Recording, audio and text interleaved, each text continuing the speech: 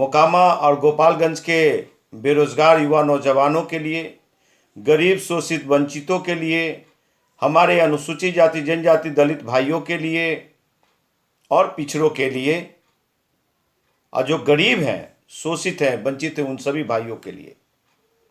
तो मैं ये 4 लाइन की कविता में भाव स्पष्ट करना चाहता हूँ, और ज़्यादा ना बोलते हुए कि आज महंगाई कितना चरम सीमा पे है, बेरोजगारी कितना चरम सीमा पे है, और हमारे घर के पॉकेट ढीले हो रहे हैं।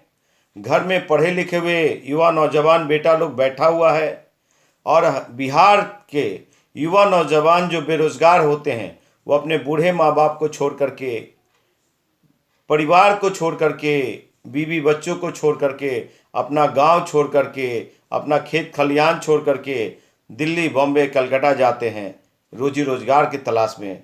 उन भाइयों के नाम भी ये 4 लाइन की कविता मैं समर्पित करना चाहता हूँ।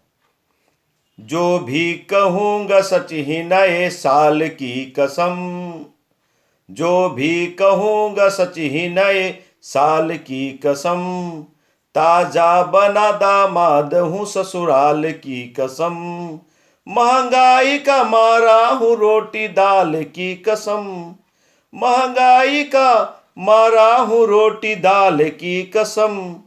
हम गरीब आदमी हैं, हम बेरोजगार आदमी हैं, हम भूखा आदमी हैं, मैं महंगाई का मारा हूँ मोदी की कसम, नरेंद्र मोदी साहब की कसम, भाई चिराग पासवान की कसम, भाई चिराग पासवान की कसम, मैं गरीब आदमी हूँ नरेंद्र मोदी साहब की कसम, मैं गरीब आदमी हूँ, मैं गरीब दलित हूँ, मैं चिराग पासवान की कसम। तो इससे समझ सकते हैं मित्रों कि मैंने क्या कह दिया, और आप लोगों को अपनी बुद्धि विवेक का परिचय देना है, और आप लोगों के लिए विचारणीय है। जो अनुसूचित जाति जनजाति के भाई लोग हैं, जो हमारे समाज दुसाध भाई लोग हैं मोकामा के, गोपालगंज के, उन लोग को यही कहूँगा कि आपको अपना ताकत और शौर्य दिखाना है तो अपने बहुजनों के साथ चलो, और मजबूती के साथ इतना बटन दबाओ कि कमल मुरझा जाए, और उन लोग की जो नकली हिंदुत्व और नकली जो राष्ट्रवाद है, उस चीज़ को आगे पनपने नहीं देना है।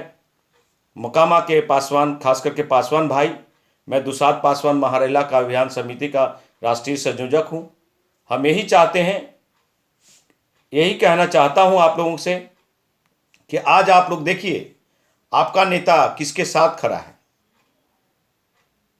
वो पार्टी बीजेपी जो बड़का झूठा पार्टी है, वो पार्टी जो आरक्षण विरोधी पार्टी है, वो पार्टी जो संविधान विरोधी पार्टी है। और एट्रोसिटी एक्ट आप लोग को याद होगा 2018 2 अक्टूबर, मैं डेट सही ढंग से स्मरण कर रहा हूँ, तो 2018 में ही। तो आप लोग किस तरह से सड़कों पे थे, आप लोग अपने अधिकार को लेकर के।